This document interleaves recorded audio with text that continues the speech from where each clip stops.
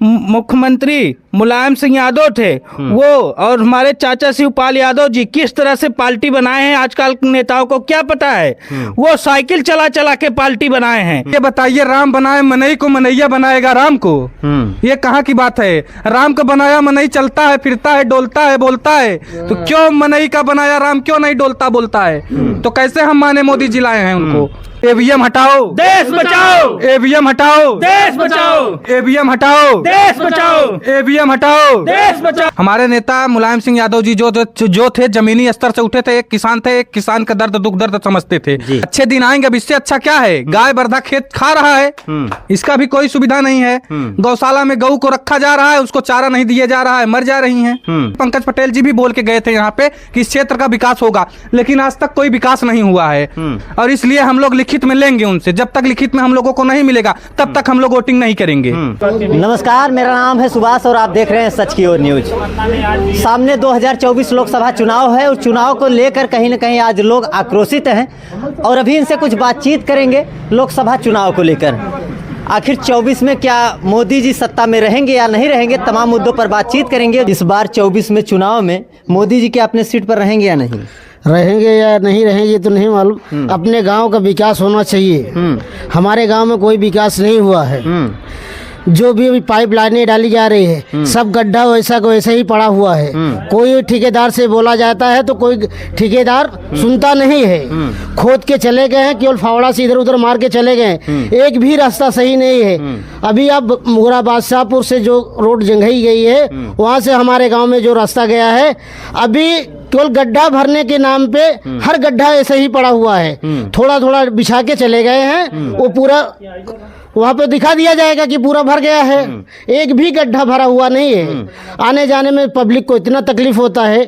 जो विकास करेगा, जो रोड लाइट सही देगा व्यवस्था, हम उसके साथ रहेंगे। सरकार आएगी, जो भी आए सरकार, चाहे सपा हो चाहे बसपा हो चाहे कोई भी हो, जो गांव का विकास करेगा उसके तरफ जाएंगे। पर चुनाव बैलेट से या ईवीएम से? बैलेट से कराया जाए, अभी इसके बारे में तो आप लोग नहीं कर सकते। अब इनसे थोड़ा बातचीत करते हैं, आखिर इनकी क्या राय है, ईवीएम या बैलेट पेपर, सत्ता परिवर्तन या मोदी की कुर्सी, या तमाम चीजों पर इनसे बातचीत करेंगे। क्या नाम है आपका? दिनेश कुमार यादव। दिनेश कुमार यादव जी, बताइए यहाँ सपा के काफी लोग हैं क्या?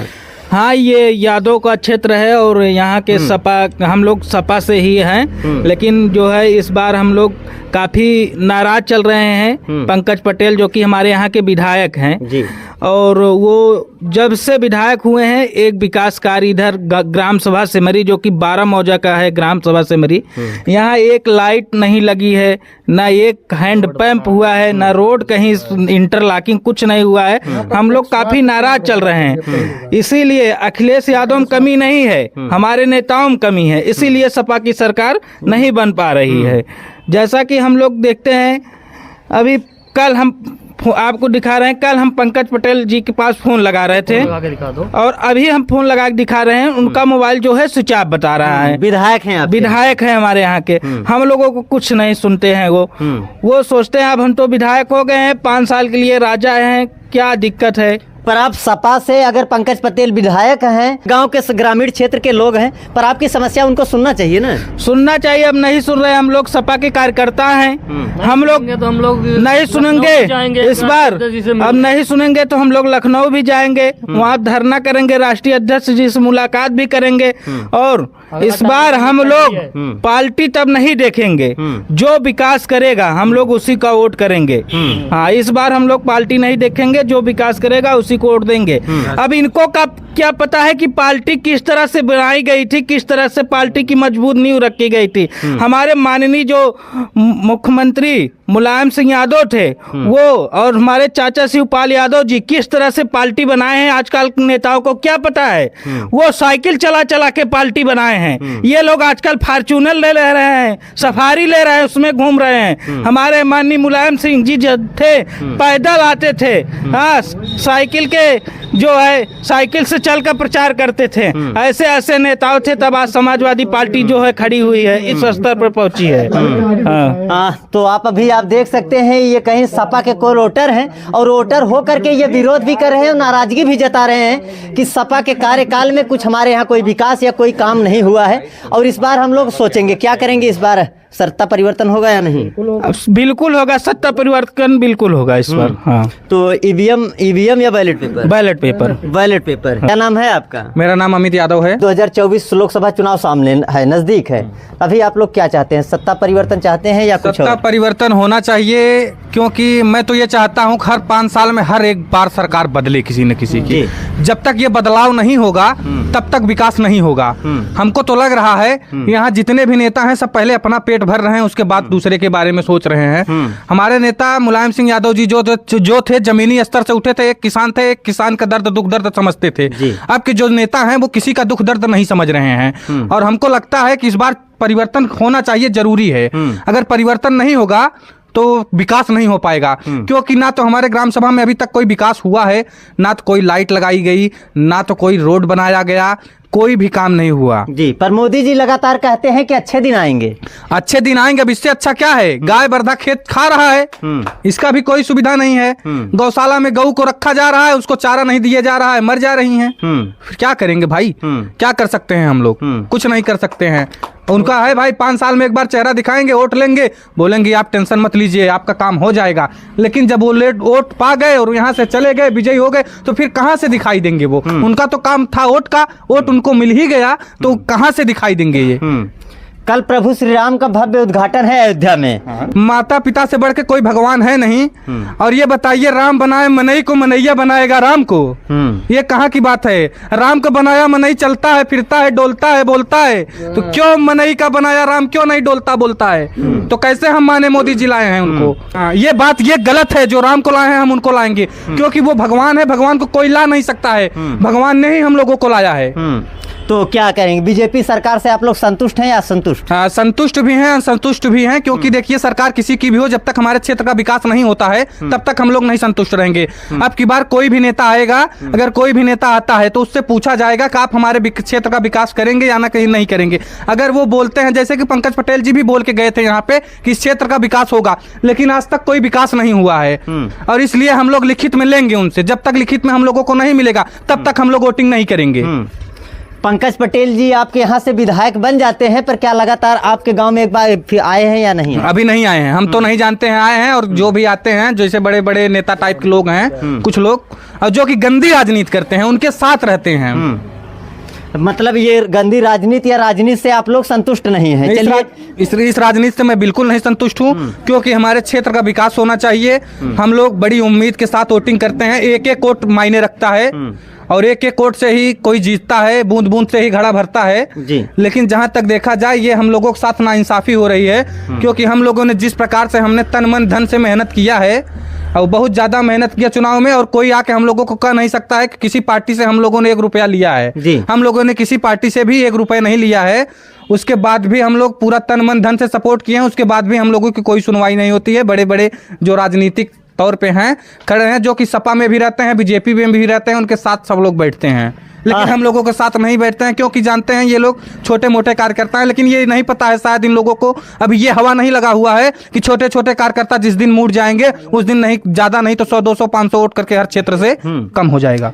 दलित समाज में जब दलित बस्तियों में हम लोग रिपोर्टिंग करते थे तो वहाँ पे तमाम लोग ये भी कहना है कि हम लोग ईवीएम से संतुष्ट नहीं है, क्योंकि बटन कहीं और दबाते हैं, जाता कहीं और है। हाँ, ये बात मैं आपकी मानता हूँ, क्योंकि ईवीएम मशीन से काफी धांधली हुई है, और हर बार होता है, हर बार होता है। कहीं कहीं ईवीएम मशीन पकड़ा भी जाता है, 1-2 बार पकड़ा भी गया है, लेकिन कुछ नहीं हुआ, क्योंकि भाई सरकार बीजेपी की है और उनका सरकार है, उनका सिस्टम है, वो चाहे जो करें। जी, चुनाव आयोग को क्या कहेंगे फिर? चुनाव आयोग को यही कहेंगे, चुनाव आयोग से मेरा यही रिक्वेस्ट है, अब की बार जो चुनाव हो रहा है ईवीएम मशीन से नहीं, बैलेट पेपर से कराया जाए। अगर चुनाव आयोग इस तरीके का कुछ नहीं करता है तो क्या होना चाहिए? तो भाई ये धांधली कर रहे हैं, तो भाई कर सकते हैं, उनकी सरकार है, वो चाहे जो कर सकते हैं। माननीय मोदी जी से निवेदन है, इस बार जो भी वोटिंग करने हैं बैलेट पेपर से वोटिंग होनी चाहिए। तो क्या लग रहा है में चेंजिंग होना चाहिए? ईवीएम से अगर चुनाव होगा तो मोदी केंद्र में नहीं रहेंगे? काहे नहीं रहेंगे? जो विकास करेगा वो तो केंद्र में रहेगा ही, चाहे वो सपा का हो, चाहे बीजेपी का हो, चाहे बसपा का हो जी।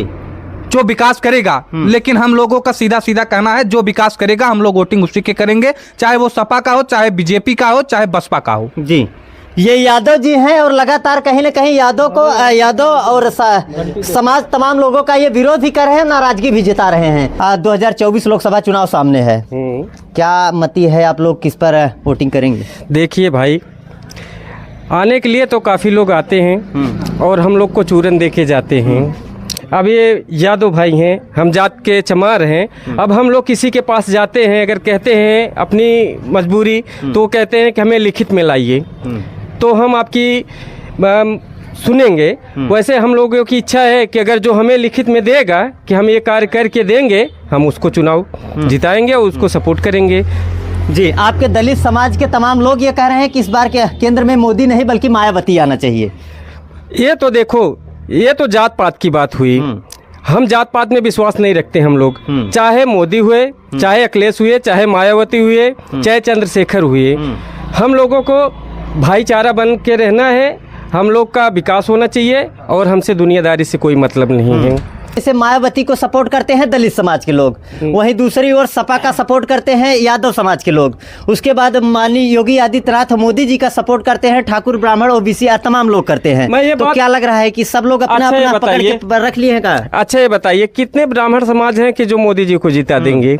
इसमें हर पार्टी के लोग जब अगर सपोर्ट करते हैं तभी तो उनको जिताते हैं। जैसे यादव हुए, चमार हुए, धोबी हुए, अन्य बिरादरी हुए, जब सब उनको समर्थन देते हैं, वोट देते हैं, तभी तो उनका वोट प्लस होता है, तभी तो जीतते हैं। तो उनका भी ये काम होता है कि हर बिरादरी को देखते हुए सपोर्ट करना, उनका साथ देना, उनके कार्य में हाथ बटाना, तभी तो हर आदमी की इच्छा बढ़ेगी कि भाई हाँ चलो हमारे लिए ये राजा हैं। राजा का फर्ज होता है प्रजा की मजबूरी सुनना, और प्रजा का भी फर्ज होता है कि हाँ समझना कि कौन हमारे देश का राजा है, कि जो हमारी गरीबी या हमारा मजबूरी या हमारा कोई भी कार्य सुनते हैं। जी, इस बार किसकी सरकार?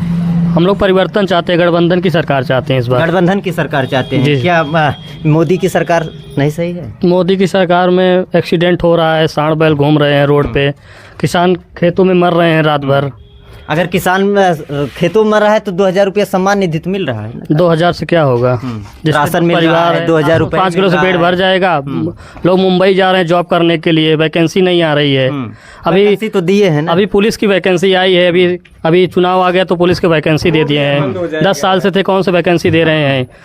टीचर का रोजगार के लिए सब जा रहे हैं बिहार, तेजस्वी के पास जा रहे हैं वहाँ। इससे अच्छा तो बिहार सरकार है, कितना विकास कर रही है। कितने अपने यूपी के लोग जाके बिहार जॉब के लिए जा रहे हैं।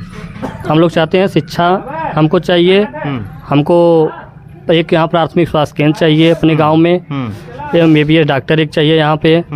सब मुगराबाद शाहपुर जाते हैं, कहाँ कहाँ जाते हैं। किसी को रात में प्रॉब्लम हो गया तो कहाँ जाएगा? इतनी रात को ले जाते जाते तो आदमी एक्सपायर हो जाएगा वहाँ। जी, आपके यहाँ ऐसी कोई व्यवस्थाएं नहीं है? कुछ भी नहीं है। आप तो मालूम होगा, आप तो हमारे क्षेत्रीय जर्नलिस्ट हैं, आपको मालूम होगा। क्या नाम है आपका? सूरज यादव। इस बार किसकी सरकार, EVM या बैलेट पेपर?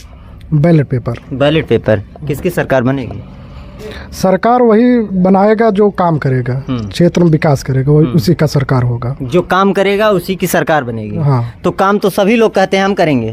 कहने तो बहुत कहते हैं, लेकिन यहाँ पर काम कोई नहीं करता है। आते हैं बस बता के चले जाते हैं, ये काम करेंगे, ऐसा ऐसा आपको व्यवस्था मिलेगा, लेकिन कुछ होता नहीं है। पर मोदी जी तो जो कहते थे कि अच्छे दिन आएंगे योगी और मोदी जी, तो शायद आ तो रहा है। 2000 रुपये सम्मान निधि, इधर किसान का पैसा मिल रहा है, पेंशन मिल रहा है, राशन मिल रहा है, तमाम चीज़ें तो उपलब्ध हैं आप लोगों के लिए। नहीं, इससे कुछ होने वाला नहीं है। यहाँ पर शिक्षा, नौकरी, विकास ये सब चाहिए। रोड चाहिए, स्वास्थ्य चाहिए। बड़े बड़े लोगों का विकास हो रहा है। क्या कह रहे हैं? अंबानी का विकास हो रहा है मोदी के राज में।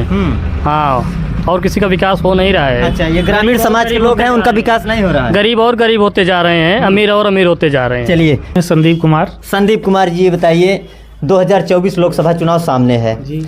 आप लोग कहीं ना कहीं एक शिक्षा से संबंधित हर एक चीज़ बातें जुड़ी रखते हैं और समझने का भी प्रयास करते हैं। तो क्या करेंगे इस बार, केंद्र में मोदी की सरकार या किसी और की? इस बार परिवर्तन होगा। हम लोग चाह रहे हैं इस बार गठबंधन की सरकार, इंडिया को वोटिंग करेंगे। मोदी सरकार से नहीं खुश हैं क्या आप लोग? जी नहीं, मोदी पिछली बार चुनाव 2019 में जो लोकसभा बनारस में हुआ था, तेज बहादुर यादव ने चुनाव लड़ा नहीं था, उसका टिकट कैंसिल करवा दिए थे। अगर वो बंदा लड़ता, पूरे CRPF बीएसएफ के लोग जुड़ते तो हो सकता था चुनाव वो हार ही जाता, लेकिन मोदी जी को पता चल जाता तेज बहादुर यादव क्या चीज़ है। पर ये कुछ लोग ये कह रहे हैं कि इस बार ईवीएम से चुनाव नहीं बल्कि बैलेट पेपर से चुनाव कराया जाए। बैलेट पेपर पे क्या ऐसा है कि बैलेट पेपर से आप लोग संतुष्ट हो जाएंगे? जब अभी यही चुनाव देख लीजिए 2022 का बैलेट पेपर का चुनाव, जब वोटिंग काउंटिंग हुआ 403 है अपने विधानसभा में, अपने विधानसभा नहीं टोटल उत्तर प्रदेश में काउंटिंग हुआ तो 99 बीजेपी था और 303 समथिंग सपा था। और जैसे ही ईवीएम खुला वैसे ही सपा एकदम पीछे हो गया और बैलेट सपा पीछे हो गया और बीजेपी आगे निकल गई ईवीएम से। पर अगर कहते हैं कि ईवीएम से अगर ईवीएम में गड़बड़ी होती तो हर जगह बीजेपी की सरकार नहीं बनती या सपा के कहते हैं विधायक नहीं बनते? जहाँ स्टेट बड़ा है वहाँ बीजेपी सरकार भाई जीत रही है, और जहाँ छोटा स्टेट है वहाँ छोड़ दे रही है। वहाँ अदर मतलब राज्य में कांग्रेस या अदर जो भी पार्टी है वो वहाँ जीत रही है। क्या कहेंगे फिर? ईवीएम हटाओ, देश बचाओ। ईवीएम हटाओ, देश बचाओ। ईवीएम हटाओ, देश बचाओ। ईवीएम हटाओ, देश बचाओ। ईवीएम हटाओ, देश बचाओ। किस बार चुनाव ईवीएम से नहीं बल्कि बैलेट से होना चाहिए? बैलेट से भैया? हाँ बैलेट से। हाँ, बैलेट होना चाहिए। और इस बार हम लोग यही कहेंगे जो भी नेता आएगा, जैसे हम लोग कोई काम के लिए जाते हैं, नेता कहते हैं लिखित रूप में दीजिए, तो हम लोग भी कहेंगे कि नेताजी लिखित रूप में आप दे दीजिए, ये विकास करवाएंगे। हम लोग लिखित रूप में चाहे खुल्लम खुल्ला वोट ले लीजिए हमसे, चाहे लिखित रूप में ले लीजिए, हम लोग उसी को वोट करेंगे। और रही बात अगर सपा की, तो जो भी नेता आएगा चाहे सपा का हो, चाहे बसपा का हो, चाहे बीजेपी का हो, हम लोग उससे कहेंगे भैया हम लोग को खुल्लम खुल्ला लिखित दे दीजिए, हम लोग आपके खुल्लम खुल्ला आपके साथ हैं। हाँ। तमाम मंत्री संतरी तमाम लोग हैं, इनकी बातों को जरा ध्यान से सुनिएगा। इस बार वोट लेना है तो मजबूती के साथ आइएगा। ये लोग विरोध भी कर रहे हैं और नाराजगी भी जता रहे हैं और ये कह रहे हैं इस बार अगर वोटिंग आपको लेना है तो आपको लिखित देना पड़ेगा, एक प्रमाण देना पड़ेगा कि हम आपके लिए कुछ करेंगे। कहने से कुछ नहीं होगा जनाब, इनकी बातों पर जरा गौर करिएगा। ये कह रहे हैं कि इस बार चुनाव बैलेट से ईवीएम से नहीं बल्कि बैलेट से होना चाहिए और इनकी बातों में कहीं ना कहीं काफ़ी सच्चाई है। काफ़ी तमाम मुद्दों पर बातचीत कर काफ़ी अच्छा लगा। पर आपकी क्या राय है, एक प्यारा सा कमेंट जरूर करिएगा। मिलते हैं किसी और दूसरे वीडियो में, तब तक के लिए जय हिंद, जय भारत।